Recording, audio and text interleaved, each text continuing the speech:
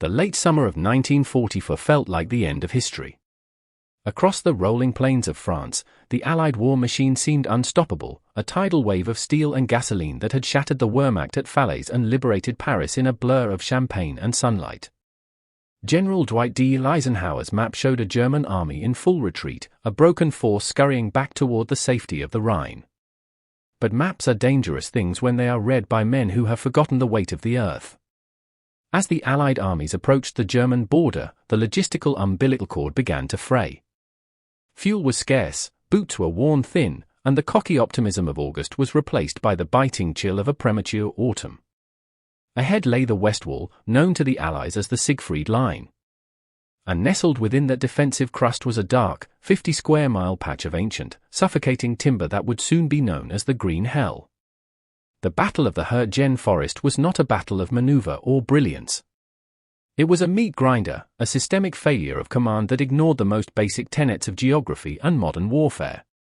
For 5 months, the United States First Army would hurl division after division into a topographic nightmare where their advantages in armor, air power, and mobility were neutralized by the sheer density of the pines.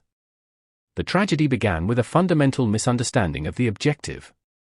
Lieutenant General Courtney Hodges, commander of the First Army, viewed the forest as a flank that needed to be cleared to protect the drive toward the Roa River. He saw it as a tactical necessity. In reality, the forest was a trap designed by nature and perfected by German engineers, a place where the 20th century went to die in the mud of the Middle Ages. The German defense was overseen by Walter Model, a man known as Hitler's Fireman.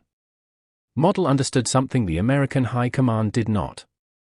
He knew that in the Hurtgen, a single squad of determined defenders could hold back a battalion. He turned the forest into a fortress of verticality, using the high ridges and deep gorges to create overlapping fields of fire that made every yard of progress a bloodbath. The systemic failure of the American leadership was rooted in a lack of imagination. They viewed the Hurtgen as a mere obstacle to be pushed through with sheer weight of numbers. They failed to realize that the German army, though beaten in the open fields of France, was a different beast when backed into its own soil. The German soldiers were no longer retreating, they were defending their homes, and they were doing so from some of the most formidable defensive works in Europe. The forest itself was a weapon. The trees grew so closely together that sunlight rarely touched the forest floor, creating a permanent, damp gloom. The floor was covered in a thick carpet of pine needles that muffled sound and hid thousands of Schu-mines.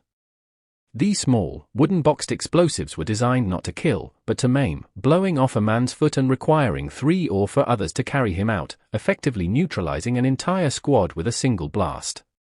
When the 9th Infantry Division entered the woods in September 1944, they were met with a type of warfare they were entirely unprepared for. The American doctrine relied heavily on artillery and air support. But in the Hurtgen, the canopy was so thick that shells would strike the tops of the trees, exploding 50 feet in the air.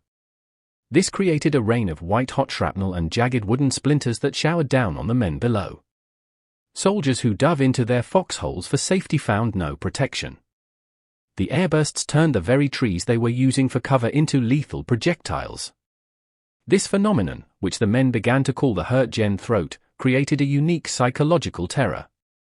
There was no safety, no front line, and no way to see the enemy who was often only 20 yards away, hidden in a camouflaged pillbox made of reinforced concrete and logs. As the weeks turned into months, the 9th Division was bled white, losing thousands of men for a few hundred yards of timber. Yet, rather than bypassing the forest or re-evaluating the strategy, the First Army Command doubled down. They replaced the shattered 9th with the 28th Infantry Division, a Pennsylvania National Guard unit known as the Bloody Bucket. It was a name that would soon become a literal description of their fate. The 28th Division was tasked with capturing the town of Schmidt, a vital crossroads located on a ridge deep within the forest. To get there, they had to descend into the Kall River Gorge and then climb a narrow, steep trail that was barely wide enough for a jeep, let alone the tanks they would need for support.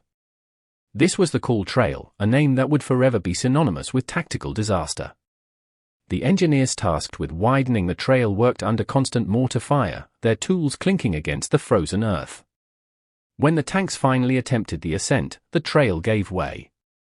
Massive Sherman tanks slid off the muddy embankments, becoming iron coffins that blocked the only supply route for the infantry ahead.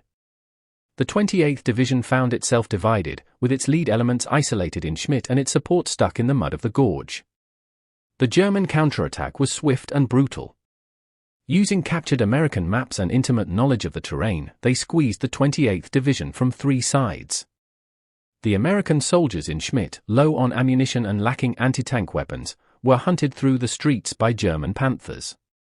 The retreat back across the Kall River was a scene of pure chaos, a panicked flight through a gauntlet of fire that left the slopes of the gorge littered with the dead.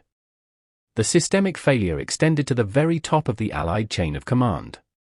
Eisenhower and Bradley remained focused on the larger strategic picture, failing to intervene as Hodges continued to feed divisions into the Hurtgen.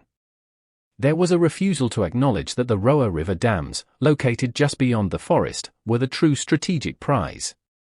If the Germans blew those dams, they could flood the valley and trap any Allied force that managed to emerge from the woods. Yet, for months, the dams were ignored while the infantry died for hills and ridges that held no intrinsic value. It was a failure of intelligence, a failure of logistics, and, most importantly, a failure of empathy. The men in the foxholes were treated as replaceable parts in a machine that was grinding itself to pieces. The psychological toll was staggering. Combat exhaustion rates in the Hurtgen were among the highest of the entire war. Amidst this landscape of despair, there were flashes of incredible, unsung heroism.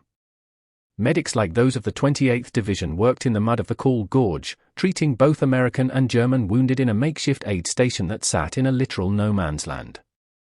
For a few brief hours, a local truce was observed as both sides realized that the forest was a common enemy that cared nothing for their ideologies.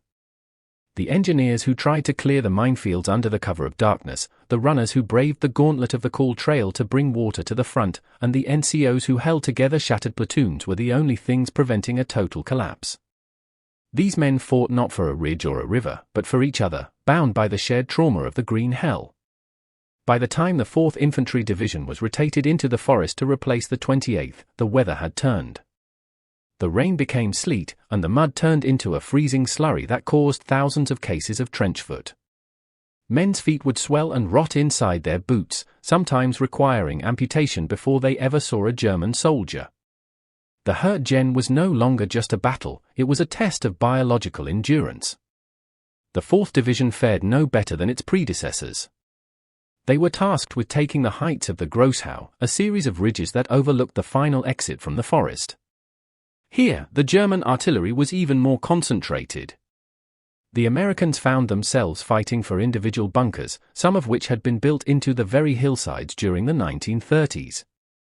The casualties were so high that some companies were led by privates because all the officers and NCOs had been killed or wounded. As December approached, the First Army finally began to realize the importance of the Roa dams, but by then, it was almost too late. The German army was preparing its own massive counter-offensive in the Ardennes, just to the south.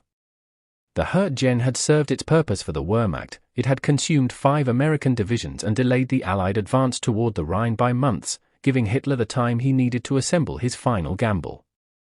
The battle finally sputtered to a close not because of a decisive American victory, but because the onset of the Battle of the Bulge shifted the focus of the entire front. The Americans eventually took the ruins of Schmidt and reached the dams, but the cost was astronomical. More than 33,000 American soldiers were killed, wounded, or captured in the Hurtgen Forest. For every yard gained, a life was offered to the pines. The tragedy of the Hurtgen is that it was a battle that never needed to happen. It was a conflict born of stubbornness and a refusal to adapt to the reality of the ground.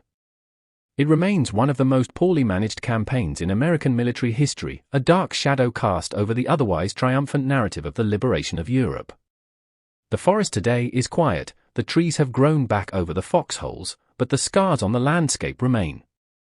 The philosophical takeaway of the Hurtgen is a sobering reminder of the limits of power. It shows that even the most advanced military force in the world can be humbled by the terrain and the tenacity of a cornered enemy. It is a study in the disconnect between the cold calculations of the war room and the visceral, mud-soaked reality of the front line. The Hurtgen was a place where the grand strategies of generals were silenced by the scream of an airburst and the snap of a Schu-mine. In the end, the Hurtgen Forest stands as a monument to the common soldier, the man who was asked to do the impossible in the worst possible conditions. It is a story of systemic failure redeemed only by individual courage. The names of the divisions that fought there are the 9th, the 28th, the 4th, the 8th, and the 1st, are etched into the bark of the trees and the memories of the families who never saw their sons return from the green hell. As we look back at the mist-shrouded ridges of the Eifel Mountains, we see more than just a forest. We see the graveyard of an era's hubris. The silence of the Hurtgen today is not the silence of peace, but the heavy, weighted silence of a place that has seen too much. It is a reminder that in the theater of war, the most expensive territory is often the land that should have been bypassed. The shadows of the tall pines still stretch long over the Kall River, and the ghosts of the bloody buckets still haunt the ruins of Schmidt. They remind us that history is not just made by the victors or the brilliant, but by the thousands of nameless men who held their ground when the world around them had turned to iron and ice. Their sacrifice is the final, tragic chapter of a battle that the world tried to forget, but the forest will always remember. The Green Hell was not a victory of strategy, but a victory of the human spirit over a landscape of death. It was the point where the Allied momentum hit a wall of wood and concrete, and where the true cost of the war was measured in inches of frozen mud.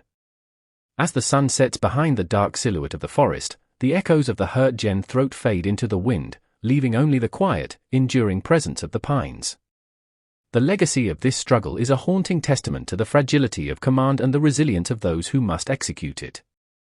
It is a narrative of ironies, where the very trees meant to provide shelter became the instruments of destruction.